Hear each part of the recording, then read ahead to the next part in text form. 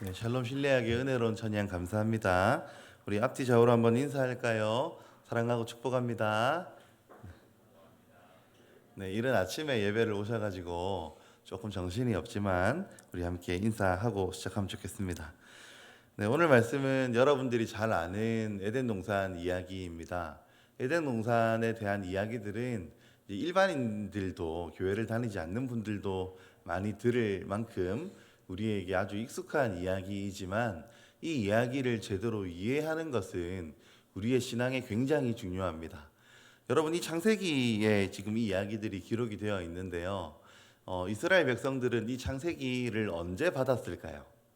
언제부터 읽기 시작했을까요? 이 창세기는 언제 쓰여졌을까요?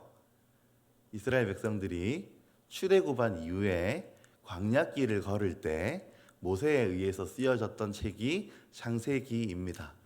그러니까 이 창세기가 애초에 쓰여졌던 목적 중에 하나는 지금 어려운 광야길을 걷고 있는 이스라엘 백성 세대들에게 우리가 지금 왜 애굽에서 나와야 했는지, 그리고 왜 지금 이 광야길을 걷고 있어야 하는지, 우리가 누구인지에 대한 이야기를 이 창세기는 이스라엘 백성들에게 들려주기 위한 목적으로 처음에 기록이 되었다는 것입니다.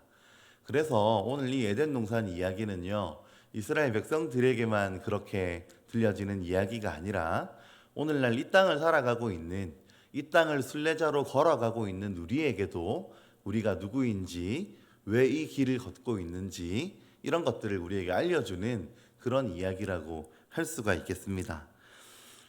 지난번에 제가 여러분과 함께 말씀을 나눌 때 이런 말씀을 드린 적이 있어요. 사람이 하나님의 형상이라고 하는 이야기를 들려드린 적이 있습니다. 하나님이 창세기에 보니까 하나님이 사람을 만드셨는데 이 사람을 하나님의 형상으로 만드셨다고 말씀이 우리에게 기록하고 있습니다. 하나님이 사람을 하나님의 형상으로 만드셨다고 하는 이야기는 하나님이 사람을 하나님을 닮도록, 하나님의 모습이 드러나도록 영광스럽고 존귀한 존재로 하나님께서 사람을 만드셨다고 하는 이야기이지요.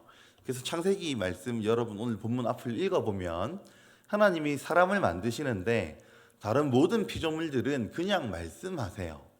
있으라 하자, 뭐 있으라, 빛이 있으라 이렇게 말씀을 명령하고 끝내시는데 사람을 만들 때만은 그렇게 하지 않으시고 다스리게 하자 하시고 하면서 삼위 하나님께서 회의하고 의논하시는 모습을 보게 됩니다. 그러니까 이 성경이 인간을 바라보는 관점은 어떤 것입니까? 다른 모든 피조물들보다 우월하고 다른 모든 피조물들보다 존귀한 것이 사람이라고 하는 이야기이겠지요. 그런데 이런 사람이 하나님이 이 사람을 위해서 에덴 동산을 만들어 주셨는데 이 에덴 동산 중앙에 지난번에 우리가 함께 말씀을 나누었다시피 판단력의 나무를 심어 두셨습니다. 사람이 하나님을 닮았고 모든 피조물 중에 가장 존귀한 존재이고 거기 있는 모든 피조물들을 다스릴 수 있는 존재이지만 하나님이 이 판단력의 나무를 동산 중앙에 두시면서 하나님이 말씀하고 싶으셨던 것 무엇일까요? 아담과 하와야, 너는 모든 피조물 중에 가장 존귀하지만 내가 있다. 기억해라. 선과 악을 판단하는 존재이고 주체는 바로 나 하나님이다 라고 하는 사실을 아담과 하와에게 알려주시려고 동산 한중앙에 누구든지 볼 수 있는 그 자리에 선과 악을 판단하는 그런 판단력의 나무를 동산 중앙에 세워두셨습니다. 아담과 하와는 그 동산을 거닐면서 어디에서든지 그 나무를 볼 수 있었습니다. 내가 모든 것을 하지만 모든 것을 먹을 수 있고 모든 것을 다스리고 모든 것을 하나님처럼 행할 수 있지만 하나님이 계시지. 하나님이 무엇이 옳은 것이고 무엇이 그른 것인지를 판단하시는 존재이지 나는 피조물이지 라고 하는 것을 아담과 하와는 그 동산 중앙에 있는 나무를 보면서 늘 상기하고 기억할 수 있었습니다. 지난번에 나누었던 내용 중에 그런 내용이 있었죠. 왜 하나님이 선악과 만들어가지고 그 나무 열매를 먹어서 우리를 범죄하게 하십니까? 그거 없었으면 영생했을 텐데요 라고 생각했던 순간이 있었다고 말씀을 드린 적이 있습니다. 그렇지만 여러분, 이 동산 중앙에 이 나무를 두시고 이걸 먹지 않으면 주어지는 그 조건이 너무 은혜로운 것이었습니다. 선악과를 안 먹으면 어떻게 됩니까? 사람이 영생하게 되어 있는 것이죠. 그러니까 이 먹지 말라는 금지 명령보다 주어지는 대가가 너무너무 큰 것이기 때문에 하나님이 에덴 동산에 애초에 마련해 두신 이 시스템, 이 체계 자체가 굉장히 은혜로운 체계이고 굉장히 은혜로운 방식으로 하나님이 에덴 동산을 만들어 두셨다고 하는 것을 우리는 알게 됩니다. 잘 모를 때는 그거 왜 만들어 두셨어요? 그거 안 만들어 두셨으면 아직까지 인류들은 범죄하지 않고 우리가 천국같이 그곳에 살았을 텐데 왜 하나님 그거 만드셨어요? 라고 하는 질문이 우리 가운데 생길 수 있지만 실제로 에덴 동산에 있는 그 나머지 수없이 많은 먹을 것들이 그 가운데 있었기 때문에 그것만 먹지 않으면 영생을 주시는 하나님의 조건은 굉장히 은혜로운 조건이었다 하는 것입니다. 그래서 여러분, 이 에덴 동산이 우리에게 상징해 보여주는 것은 무엇입니까? 하나님이 계시다고 하는 것을 우리가 늘 인식하고 살아가는 것, 그리고 무엇이 옳은지 무엇이 그른지를 판단하는 것은 내가 아니라 하나님의 말씀이라고 하는 것, 이것을 우리에게 이 이야기 에덴 동산이라고 하는 곳은 우리에게 들려주고 싶어 한다는 것입니다. 내 마음의 말씀을 맞추는 게 아니라요, 하나님의 말씀에 나를 맞추는 것이죠.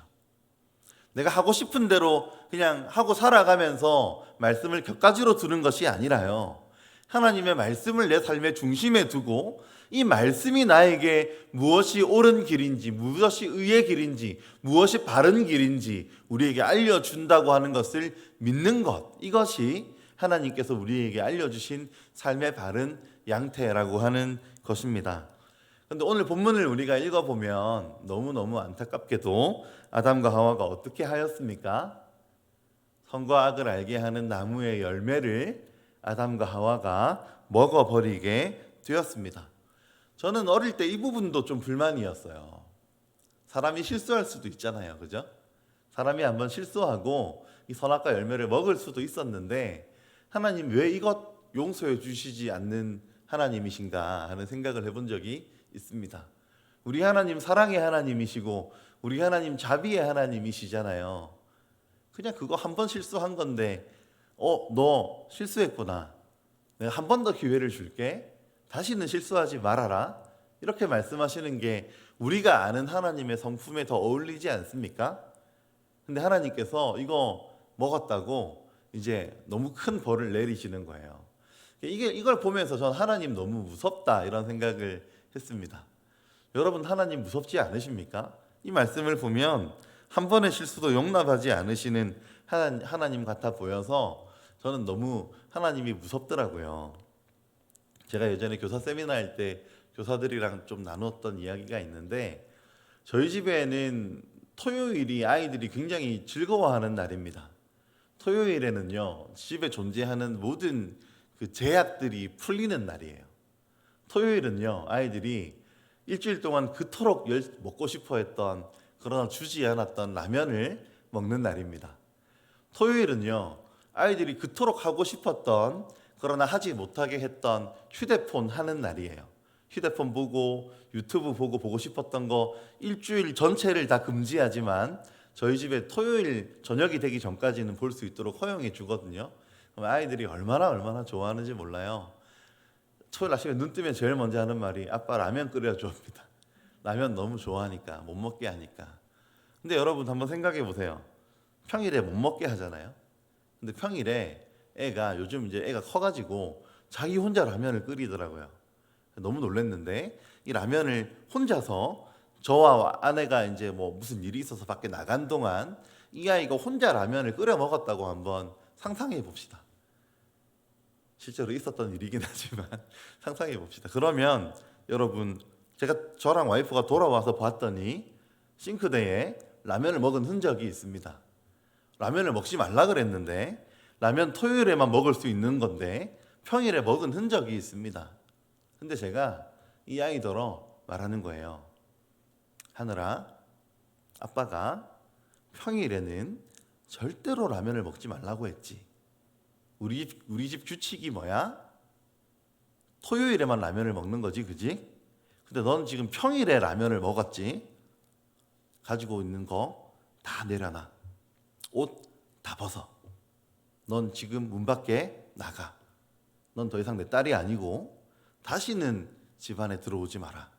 왜냐하면 넌 아빠와의 약속을 어겼기 때문에.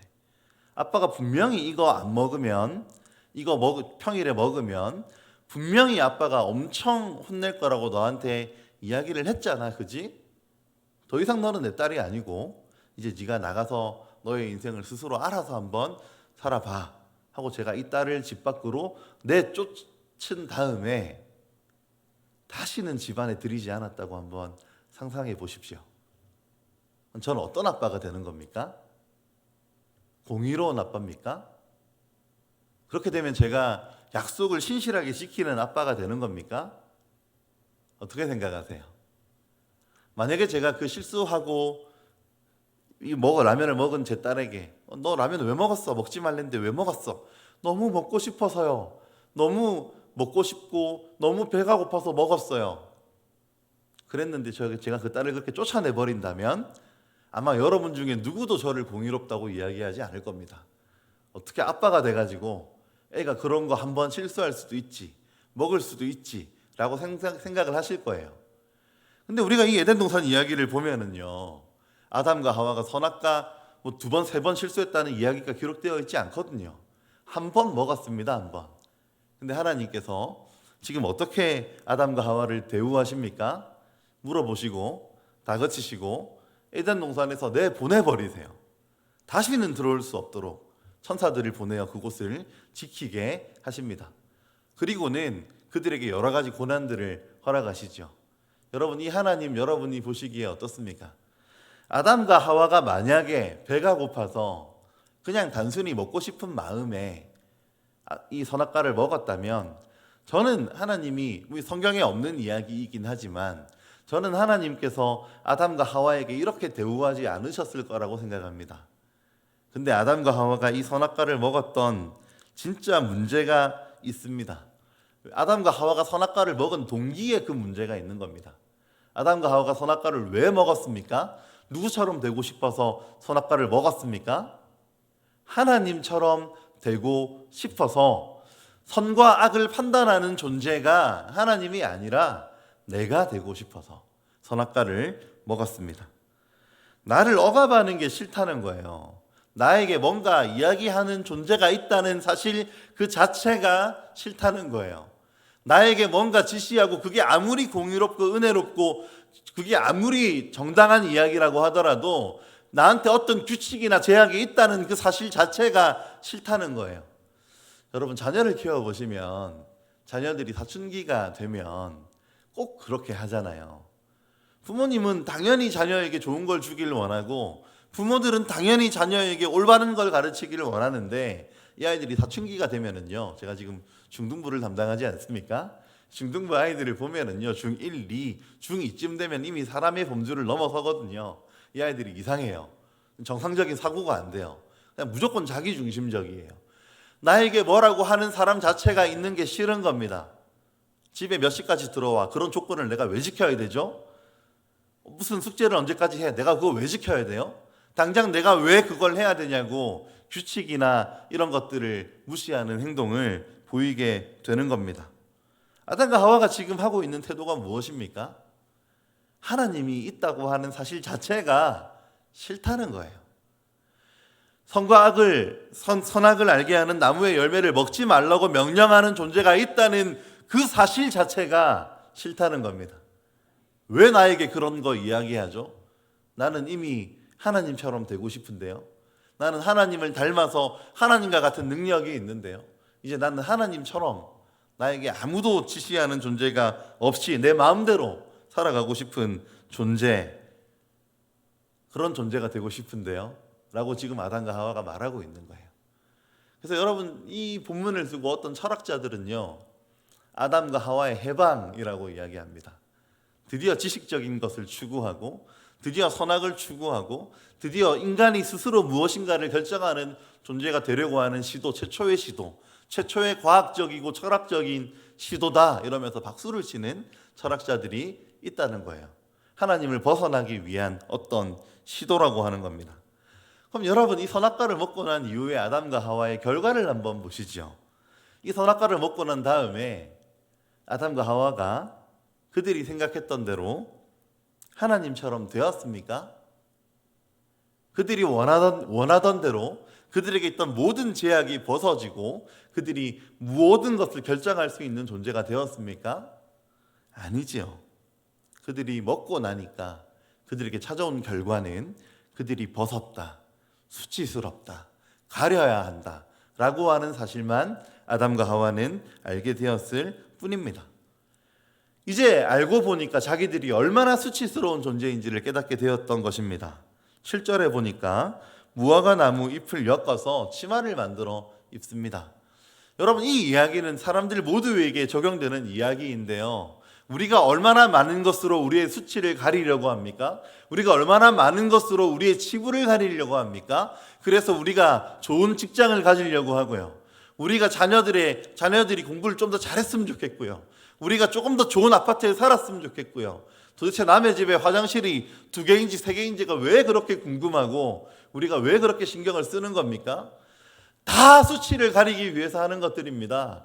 다 우리에게 있는 본질적인 어떠한 수치와 부끄러움을 가리기 위해서 좋은 집을 사고 좋은 차를 타고 많은 인기를 얻고 좋은 외모를 가지려고 하는 것입니다. 모든 것의 문제의 그 마음의 근원은 우리의 수치를 가리기 위해서, 우리의 부끄러움을 가리기 위해서. 여러분, 그렇다는 것이지요. 사실 여러분, 아무도 보는 사람 없을 때 우리의 존재와 우리가 누군가 있을 때 꾸미고 나온 우리의 존재는 참 많이 다르지 않습니까? 너무 많은 괴리감이 있잖아요. 교회 나와서 예배를 드리면서 사람들과 인사하면서 좋은 척할 때의 내 모습과 집에 어려운 일들이 있을 때, 자녀가 내 말을 안 들을 때, 집에 있는 그 왼수가 내 말을 듣지 않을 때 우리가 느끼는 비참함과 우리가 느끼는 안타까움과 우리가 느끼는 마음의 상함들이 너무 큰 괴리감이 있지 않습니까? 안 가려지는 거예요. 무화과 나무 잎으로 수치와 부끄러움을 가리려고 했지만 가려지지 않았던 것처럼 사람이 자기가 아무리 노력하여 자기의 수치를 가리려고 해도 가려지지 않는 것이 사람이다 라고 성경은 우리에게 교훈하고 있습니다. 여러분, 이 아담과 하와 같은 사람들이 많이 있었습니다. 역사적으로 하나님처럼 되어보려고 하는 사람들이 많이 있었죠. 진시황이나 히틀러 같은 인물들이 그랬습니다. 자기들은 하나님처럼 명성해 보려고 했고 하나님처럼 살아보려고 했습니다. 이 사람들의 결말이 어땠습니까? 하나님처럼 살아보기 위하여 사람들을 학살하고 하나님처럼 살아보기 위하여 권력을 쥐었을 때 이 사람들이 하나님처럼 되었습니까? 그게 아니라 오히려 더 짐승 같은 모습으로 드러나 버리게 되었죠. 하나님께서는 이 아담과 하와를 위하여 부르시고 그들에게 교훈하시고 14절에 보니까 가죽 옷을 지어 입히셨습니다. 여러분, 오늘 본문에 2가지 하나님의 은혜로운 대응들이 나오는데 첫 번째가 가죽 옷을 지어 입히신 겁니다. 여러분, 가죽 옷을 지어 입히셨다. 우리는 가죽 옷이 흔하니까요.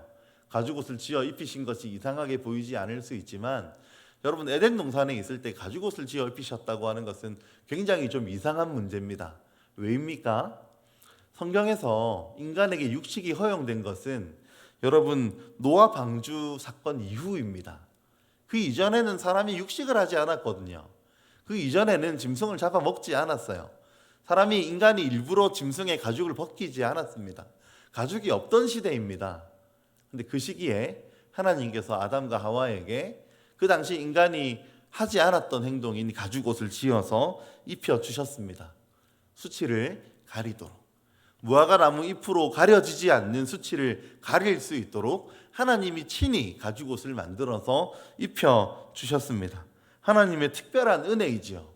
여러분, 그 에덴 동산에서 가죽 옷을 만들었다고 하는 것은 어떤 짐승이 희생되지 않았겠습니까? 상징하는 것이 있습니다. 누군가가 죽어서 너희의 수치를 가릴 의의 옷을 입혀야만 한다고 하는 상징이 이 가죽옷을 지어 입히신 것에 드러나 있습니다. 우리 예수님께서 인간을 위하여 죽으실 것을 예표하는 것이 이 가죽옷에 있습니다. 또 15절에 보시면 뱀의 머리를 여자의 후손을 통하여 상하게 하실 것이라고 하는 내용이 기록되어 있습니다. 하나님께서는 이때부터 인간에게 암시하시고 계획하셨습니다. 예수 그리스도를 이 땅에 보내어 주시도록. 여러분, 아담과 하와가 실패했던 지점은 어디입니까? 동산 중앙에 있는 선과 악을 알게 하는 나무의 열매를 먹었던 것입니다. 그냥 배가 고파서 먹은 것이 아니라 하나님이 있다고 하는 존재가 싫었고, 나에게 무엇인가 지시하는 존재가 있다는 것이 싫었고, 이제 나는 그 틀을 벗어나고 싶어 했던 인간의 모습이 본문에 기록되어 있습니다. 이 아담의 모습이 우리의 모습이지요. 오늘날 이 땅을 살아가는 사람들의 삶의 모습을 한번 보십시오.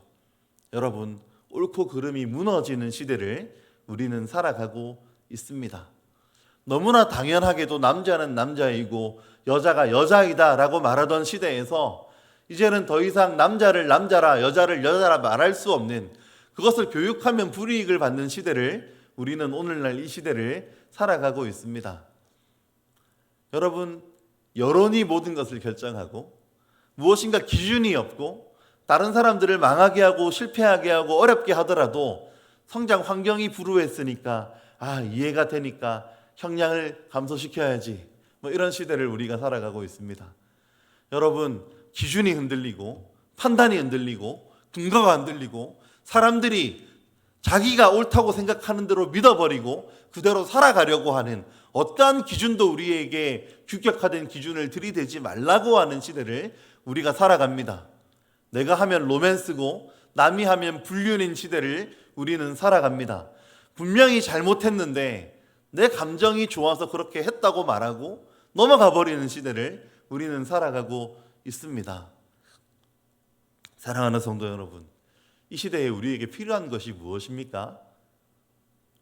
하나님을 믿고 말씀을 기준 삼아 살아가는 것입니다. 아담은 실패했어요. 하나님이 부여하신 기준을 넘어서 버렸습니다. 아담은 하나님이 요구하시는 대로의 삶을 살지 못했습니다. 넘어서 버렸습니다. 그런데 우리에게 인류를 대표하는 둘째 아담이신 예수님이 오셔서 예수님이 하셨던 모든 삶은 하나님이 만들어 주신 그 모든 기준을 지키는 순종하는 삶을 살아내셨습니다. 예수님이 이 땅에 오셔서 하신 모든 일들은 첫째 아담이 실패하셨던 그 모든 것들을 정상으로 돌리는 일들을 하신 겁니다. 정상으로 돌려내는 일을. 예수님은 하나님이시지만 예수님은 본인의 판단이 있으신 분이시고 예수님은 존귀한 분이시고 마음먹은 대로 하실 수 있는 분이시지만, 여러분, 겟세마네 동산을 한번 생각해 보십시오. 아버지, 내 원대로 마옵시고 아버지의 원대로 하옵소서. 할 수만 있으면 이 잔을 내게서 떠나가게 하옵소서. 그러나 내 원대로 마옵시고 아버지의 원대로 하옵소서 하시면서 십자가를 지시고, 예수님 자기의 기준을 따르신 것이 아니라 하나님이 만들어 놓으신, 마치 이 땅에 이 살아가고 있는 이 세상에 선과 악을 알게 하는 나무의 열매를 먹지 않는 것처럼 십자가를 지심으로 예수님을 따라 예수님을 믿으며 그 뒤를 걸어가는 모든 사람들이 의의 옷을 입을 수 있는 모든 조건을 예수님께서 만들어 주셨습니다. 여러분, 이 예수님의 순종을 닮아가는 것이 우리 신앙의 본질이고 우리 믿음의 본질입니다. 예수님을 따라가는 사람의 삶, 예수님을 믿고 살아가는 사람의 삶은 예수님을 믿고 내 마음대로 살아가는 사람의 삶이 아니고요. 예수님을 믿기 때문에 내 구원은 완성되었으니까 내가 내 마음대로 하겠다, 내 뜻대로 하겠다, 내 입에 나오는 말을 그냥 그대로 뱉겠다, 이렇게 살아가는 사람들이 아니고요. 예수님을 믿기 때문에 우리가 해야 될 일은 하나님의 말씀을 지키는 것입니다. 예수님을 믿기 때문에 우리가 해야 될 일은 하나님의 기준을 넘어서지 않는 것입니다. 물고기가 물을 떠나면 자유가 아니라 죽음이듯이 우리는 하나님의 판단력 아래에 있어야, 예수님의 순종을 닮아야 믿는 자로서 살아갈 수 있고, 그것이 하나님께서 우리를 의롭게 여겨주시는 그 의로움의 근거입니다. 사랑하는 성도 여러분, 하나님의 말씀을 지키며 살아가는 여러분들이 되시기를 바랍니다. 주의 말씀을 지키며 한 걸음 한 걸음 이 땅을 걸어가는 삶은 때로 우리에게 버거워 보이고 때로는 하나님의 말씀이 우리에게 무거워 보일 때가 있겠으나 우리를 살리는 길이고 우리가 참으로 예수님을 닮게 살아가는 의롭고 즐거운 길임을 꼭 기억하시기를 주님의 이름으로 축복합니다. 이 시간 함께 기도하실 때 우리 함께 이런 기도 제목으로 기도하겠습니다. 하나님, 우리가 주님을 닮고 주님을 따라 살아갑니다. 주의 말씀을 벗어나지 아니하고 무엇이 선하고 악한 것인지를 주의 말씀에 맡기며 내 뜻대로가 아닌 하나님의 원대로 살아가는 우리가 되기를 원합니다. 예수 그리스도의 순종을 닮아가는 우리 모두가 될 수 있도록 주님 인도하여 주옵소서. 함께 기도하겠습니다. 사랑과 은혜가 많으신